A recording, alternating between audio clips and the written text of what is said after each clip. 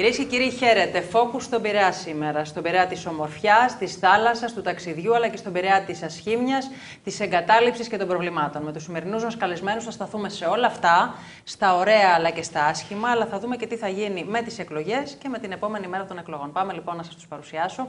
Εκ δεξιών μου κάθεται ο κύριος Μανώλης Μπετενιώτης, γνωστός, χρόνια είστε στο Πασόκ, βουλευτής Πασόκ λοιπόν και κοινοβουλευτικός εκπρόσωπος. Καλώς ήρθατε.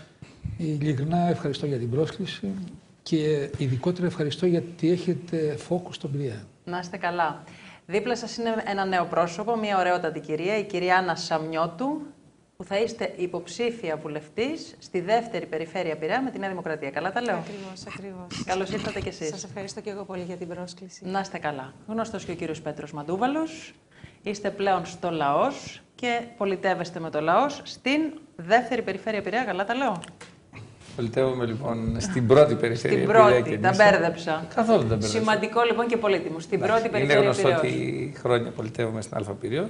8 χρόνια βουλευτής στον Πειραιά με τη Νέα Δημοκρατία και πρώτος της βουλευτής. Και τώρα πολιτεύομαι πάλι στην Α Πειραιώς με το Λαϊκό Ορθόδοξο Συναγερμό. Ωραία. Δίπλα σας ο κύριος Γιώργος Τριανταφύλλου. Βρίσκεστε στη Δημοκρατική Συμμαχία, το κόμμα της κυρίας Μπακογιάννη, και είστε κι εσείς υποψήφιος βουλευτής Β' Περιφέρειας Πειραιά. Εδώ το πέτυχα. Το πετύχατε, έχετε 2Α, 2Β. Οπότε έχουμε ισορροπία. Σας ευχαριστώ πάρα πολύ για την πρόσκληση. Χαίρομαι που θα συζητήσουμε και για τον Πειραιά και για την πολιτική, έστω και εκτός Πειραιά. Αλλά ο Πειραιάς είναι στην καρδιά μας και έτσι δεν υπάρχει για μας ούτε Α ούτε Β Πειραιά. Ο Πειραιάς είναι ενιαίος, είναι ένας. Και τα προβλήματα είναι κοινά.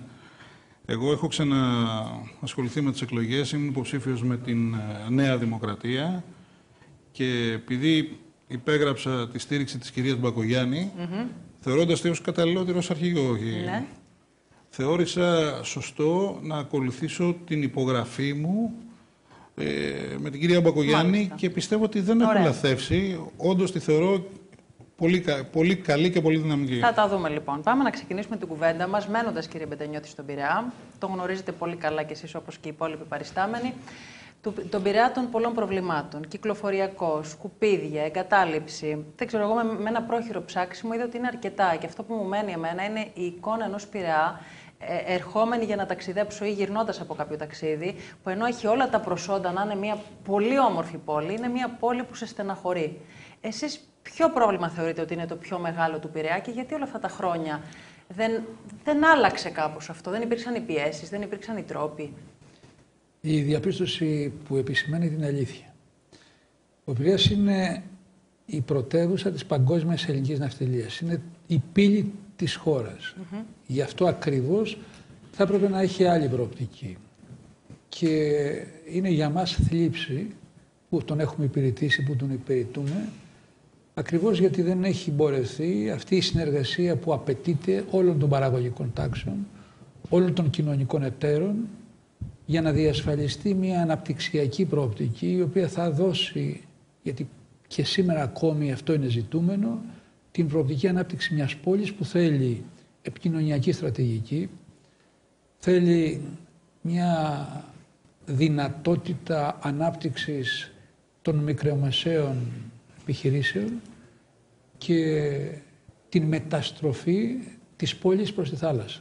Υπάρχει αυτή η δυνατότητα. Αν σκεφτείτε ότι έχουμε χάσει τα Ποσειδόνια από τον Πειραιά, αν σκεφτείτε ότι δεν έχουμε διεθνές εκθεσιακό συνεδριακό κέντρο, αν σκεφτείτε ότι δεν έχουμε μία επικοινωνιακή εκστρατεία να μένουμε, να αγοράζουμε, να αναπνέουμε, να ζούμε στον Πειραιά, σημαίνει ότι τα προβλήματα έχουν ξεπεράσει την προοπτική της πόλης και πρέπει εμείς να επιστρέψουμε στις ρίζες της πειραιώτικης στρατηγικής.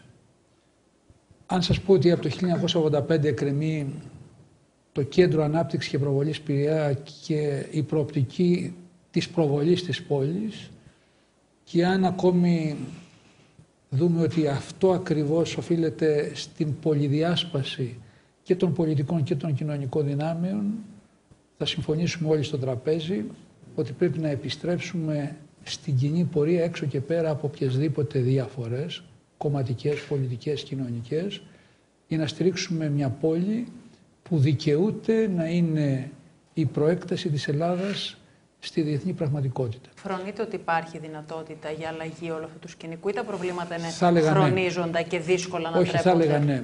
Και θα έλεγα ακριβώς για να δώσω ελπίδα, αισιοδοξία σε αυτή την προοπτική, ότι η τελευταία περίοδος στην αναγέννηση και στην ανάπτυξη του λιμανιού δίνει ακριβώς αυτή την πορεία. Και νομίζω πολύ σύντομα θα έχουμε το Δημοτικό Θέατρο Πειραιά σαν μια πολιτιστική Κυψέλη, ένα πολιτιστικό κέντρο του Πειραιά είναι ακριβώς. Θα έχουμε συνεδριακό εκθεσιακό κέντρο, θα έχουμε την κρουαζιέρα που θα σφίζει στην τουριστική ανάπτυξη του Πειραιά, θα έχουμε ένα ξενοδοχειακό τουριστικό συγκρότημα που και αυτό είναι απαραίτητο συμπλήρωμα της προοπτικής ανάπτυξης πόλης. Δηλαδή περνάμε σε μια άλλη εποχή, αλλά πρέπει να μεγιστοποιήσουμε την ενότητα των πολιτικών, των κοινωνικών και των οικονομικών δυνάμεων του χώρου. Ωραία. Κρατώντας λοιπόν αυτά τα θετικά που λέτε ότι έρχονται, να πάω στην κυρία Σαμιώτη, είστε ένα νέο πρόσωπο. Θα ήθελα καταρχήν να μας πείτε με δύο κουβέντες ποια είστε, γιατί νομίζω ότι είναι και εκλογές των προσώπων αυτές. Πέραν του ότι κάθε φορά μιλάμε για εκλογές κομμάτων, νομίζω ότι οι συγκεκριμένες εκλογές ποντάρουν και στα πρόσωπα. Εσείς λοιπόν, τι καινούριο κομίζετε στην πολιτική, ποια είστε? Ακριβώς, δεν είμαι πολιτικό πρόσωπο, δεν έχω ξανασχοληθεί με το χώρο της πολιτικής. Έχω υπηρετήσει το χώρο της δημόσιας υγείας 25 χρόνια. Ήμουν διευθύντρια κρατικού νοσοκομείου μέχρι πριν 3 χρόνια. Και τώρα είμαι διευθύντρια του Εθνικού Αστεροσκοπείου Αθηνών. Μάλιστα. Το μέρος Έχετε που έχω δουλειά δηλαδή κατά βάση, διότι είχαμε μάθει τόσα χρόνια πολλοί που ασχολήθηκαν με την πολιτική να είναι η πολιτική το επάγγελμά τους. Ναι, έχω δουλειά και ο λόγος που αποφάσισα να κατέβω στο στίβο της πολιτικής είναι η τόσο δύσκολη κατάσταση που περνάει σήμερα η Ελλάδα και πραγματικά έχω μεγάλη ανησυχία για το μέλλον, όχι μόνο το δικό μας, βασικά των παιδιών μας, πού πάνε τα παιδιά μας. Έχω υπηρετήσει τη δημόσια διοίκηση, έχω υπηρετήσει το χώρο της υγείας μέσα από το οποίο έχω δραστηριοποιηθεί στην προσφορά. Είχα την τύχη και την ευλογία μέσα από αυτό το δύσκολο χώρο να μπορώ να προσφέρω πράγματα στον κόσμο. Ωραία. Συνεπώς, για να εστιάσουμε στον Πειραιά, θα κατεβείτε τώρα στους πολίτες και θα ζητήσετε την ψήφο τους. Πού θα κάνετε focus, για να μείνουμε κι εμείς λίγο στον τίτλο της εκπομπής? Δηλαδή, τι είναι αυτό που θεωρείτε ότι πρέπει πρώτο να λυθεί και γι' αυτό θα προσπαθήσετε? Εγώ βασικά αυτό που έχω ασχοληθεί και θα ήθελα πρώτα να προτείνω τα θέματα της δημόσιας υγείας, τα προβλήματα που υπάρχουν στα νοσοκομεία. Θεωρώ απαράδεκτο τα νοσοκομεία να βρίσκονται σε αυτή την κατάσταση που βρίσκονται τώρα. Πέρα όμως από αυτό, σε οτιδήποτε χρειαστεί, εγώ το επεξεργάζομαι, αρχίζω και ασχολούμαι, μελετώ για να δω τι θα είναι σε αυτό που μπορώ να προσφέρω. Δεν μπορώ να σας πω κάτι εστιασμένο αυτή τη στιγμή, γιατί μόλις πριν λίγο καιρό αποφάσισα να ασχοληθώ. Κατανοητό. Αλλά έχω όλη τη διάθεση να μελετήσω, να προσπαθήσω και να δώσουμε λύσεις. Υπάρχουν ανάγκες για ανθρώπους που θέλουν να προσφέρουν, κύριε Μαντούβαλε, και που θέλουν να μπουν άφθαρτοι στην πολιτική και να δώσουν αυτό που έχουν και την τεχνογνωσία που έχουν είτε από το χώρο της υγείας είτε από άλλους. Εσείς τώρα όμως που έχετε ζήσει στον Πειραιά για τα καλά πάρα πολλά χρόνια, σε τι από όλα αυτά θα στεκόσασταν και γιατί θεωρείτε κι εσείς ότι δείχνει αυτή την εικόνα της εγκατάλειψης? Δεν υπήρχαν άνθρωποι τόσα χρόνια να προωθήσουν κάποιες ιδέες, κάποιες λύσεις, να αλλάξει αυτό το σκηνικό? Κυρία Μαυραγάνη, τον Πειραιά τον ζω, τον αγαπώ και τον νιώθω έτσι όπως και οι υπόλοιποι. Και επειδή και ο κύριος Μπεντενιώτης, στον οποίο έχω τεράστια εκτίμηση, τον ζει και εκείνος, στο μεγαλύτερο κομμάτι της δραστηριότητας του τον παρακολουθώ. Ήμασταν από αντίθετα στα πούμε κόμματα, όμως η ευπρέπεια, η σοβαρότητα και ο τρόπος με τον οποίο ασχολείται κανείς δεν πρέπει να τον ετυφλώνει και να μην βλέπει μπροστά του, αλλά πρέπει να λέει αυτό που πρέπει να πει. Συμφωνώ λοιπόν στο μεγαλύτερο κομμάτι όσον είπε ο φίλος ο κ. Μπεντενιώτης και να προσθέσω κάτι. Κάτω στον τίτλο της, που είχατε... Το λιμάνι των προβλημάτων. Δεν θα μου αρέσει. Δεν μου αρέσει. Ο Πειραιάς, να ξέρετε, εσείς τι τίτλο θα βάζετε? Ακούστε.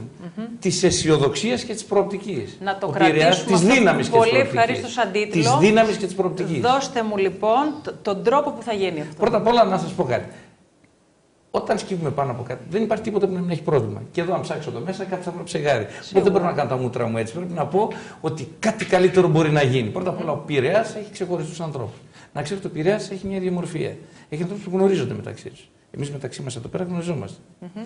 Είναι μια πολυελληνική πόλη. Έτσι, είναι μια πολυελληνική πόλη. Νομίζω και έχετε Δηλαδή, άλλο δέσιμο επίσης, από ό,τι υπάρχει στην πρωτεύουσα. Να ξέρετε, έχει μια δυναμική. Είναι η πόλη κράτος όπως είχε συσταθεί παλιά. Να ξέρετε λοιπόν ότι έχει μια δυναμική.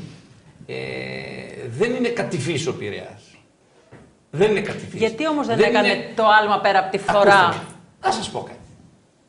Με το λιμάνι, παραδείγματος χάρη, γιατί σαν λιμάνι τον βλέπουμε, Σωστά. το οποίο είναι αποκομμένο όμως από την πόλη και είναι μια προσπάθεια που έκανα ή θα κάνω και στη συνέχεια να δούμε, να ξέρετε ότι διακόπτοντας την βουλευτική μου δραστηριότητα, την κοινοβουλευτική μου δραστηριότητα, έφυγα από την κεντρική πολιτική σκηνή για λίγο, συμμετείχα σε εκλογές για τον Δήμο του Πύρος και έδωσα τον Δήμο στον κύριο Μιχαλιάκο. Στον οποίο ήταν προτίμησή μου να πω Μιχαλιάκο, προτίμησα τον Μιχαλιάκο, γι' αυτό και δεν τον κρίνω, τον παρακολουθώ. Μάλιστα. Στην προσπάθεια λοιπόν αυτή, έχει μεγάλη σημασία αυτό που σας είπα. Δεν τον κρίνω, τον παρακολουθώ. Να δω τι θα κάνει για το λιμάνι, να δω πώς θα λειτουργήσει στο κομμάτι που λέγεται κυκλοφοριακό, να δω πώς θα κυκλοφορήσει σε όλα τα υπόλοιπα. Και αν δεν λειτουργήσει όπως εσείς κρίνετε.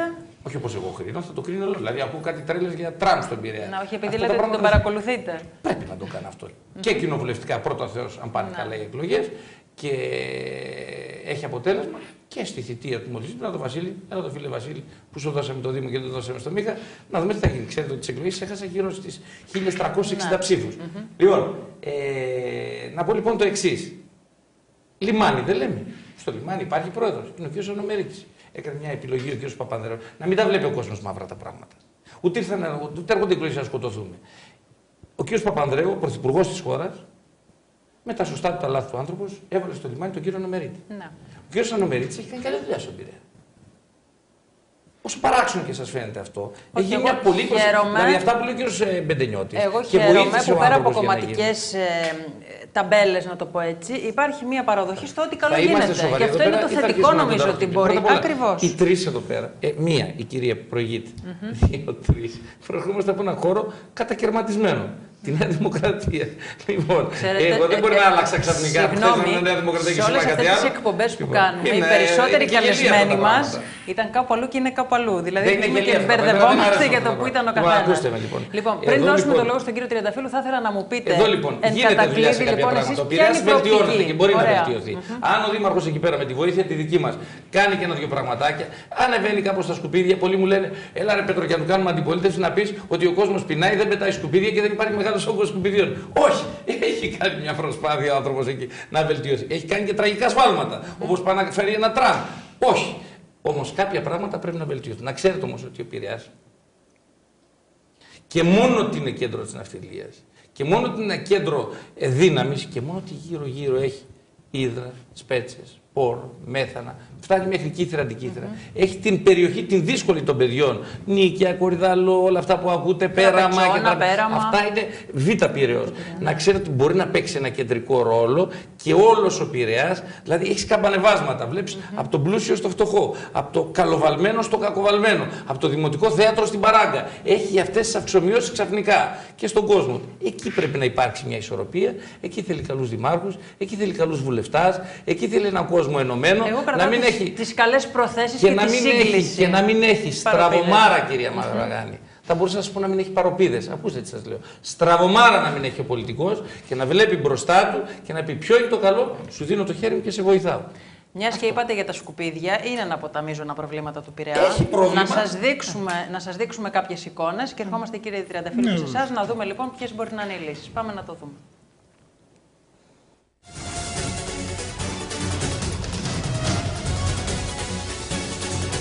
Τα σκουπίδια κολυμπάγανε κυριολεκτικά. Κυριολεκτικά κολυμπάγανε. Δηλαδή και βγήκαν οι άνθρωποι, κάναν ό,τι μπορούσαν να καθαρίσουν έξω με τις ουγκράνες που εντάξει μόνο σε κάτι χώρες αφρικάνικες έχω δει σε κάτι ντοκιμαντέρ. Ο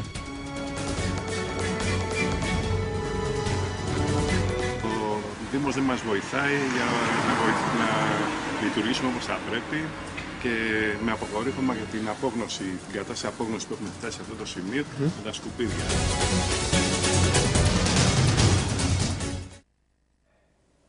Καλά, δεν το επικεντρώνω μόνο στον Πειραιά. Μιλάμε για Πειραιά βεβαίως τώρα. Προβλήματα με τα σκουπίδια υπάρχουν σε όλη την Ελλάδα, κακά τα ψέματα. Να μείνουμε λοιπόν τώρα εδώ. Δεν είναι εικόνες πολιτισμένης πόλης. Υπάρχει ένα πρόβλημα. Και ποια θα μπορούσε να ήταν η λύση του? Κυρία Μαυραγάνη, η λύση σημαίνει, για μένα πιστεύω ότι πρέπει, αυτό που είπαν οι δύο προλαλήσαντες, να κάτσουμε να σκεφτούμε όλοι και να βρούμε τι είναι αυτό που μας ενώνει. Εμείς στη Δημοκρατική Συμμαχία και προσωπικά εγώ θέλω να δω τι είναι αυτό που ενώνει τους Έλληνες και όχι αυτό που χωρίζει τους Έλληνες. Εάν λοιπόν κάτσουμε γύρω από ένα τραπέζι και κλείσουμε τις πόρτες και πούμε εδώ μέσα θα σκοτωθούμε, αλλά θα φύγουμε ενωμένοι και με λύσεις και με προτάσεις για το αύριο. Λύσεις και προτάσεις υπάρχουν, αρκεί να το θέλουμε. Δεν μπορεί κανένας πολίτης να είναι όμηρος. Ποια θέματα θα θέσετε πρώτης προτεραιότητας στον αγώνα? Κοιτάξτε, καταρχήν θα ήθελα να πω τις 4 ιδιότητες που έχω εγώ και μπορώ πάνω σε αυτές να κινηθώ.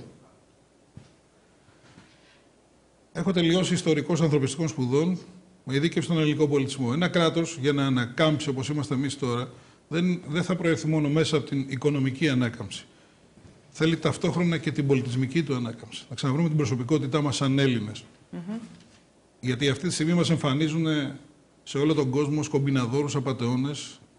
Κατά μένα δεν έχει σταματήσει ο ελληνικός πολιτισμός ούτε στον Πλάτωνα και στον Αριστοτέλη. Συνεχίζεται και μέχρι σήμερα. Πώς θεωρείτε ότι μπορεί να γίνει αυτό όταν οι ανάγκες οι βασικές των περισσότερων Ελλήνων σήμερα είναι κατά κύριο λόγο στο πώς θα επιβιώσουν? Θα σας πω στην άλλη μου ιδιότητα. Εργάζομαι σε ασφαλιστικό ταμείο. Έχω 26 χρόνια, 27 χρόνια ένσημα σε ασφαλιστικό ταμείο. Δουλεύω από τα 12 που έχω χάσει τον πατέρα μου και μπορώ να πω ότι είμαι αυτοδημιούργητος. Όπως και ο Πέτρος και ο Μανώλης, την κυρία, δεν ξέρω, πιστεύω ότι και εκείνη.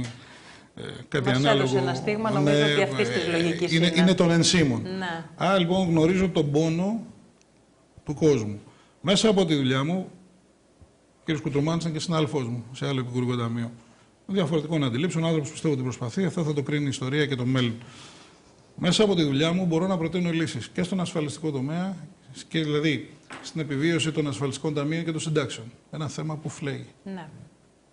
Έχω μια άλλη ιδιότητα, έχω τελειώσει και σχολή προγραμματισμού ηλεκτρονικών υπολογιστών. Μπορούμε να μπούμε στη νέα τεχνολογία. Γνωρίζω και λογιστικά. Μπορούμε να προτείνουμε ένα Εγώ χαίρομαι, νέο ειλικρινά φορολογικό σας το λέω, που βλέπω ανθρώπους, κύριε Μαντούβαλη και κύριε Μπετενιώτη, που είναι νέοι και έχουν τη διάθεση να κομίσουν καινούργια πράγματα. Και το κρατώ αυτό ως θετικό.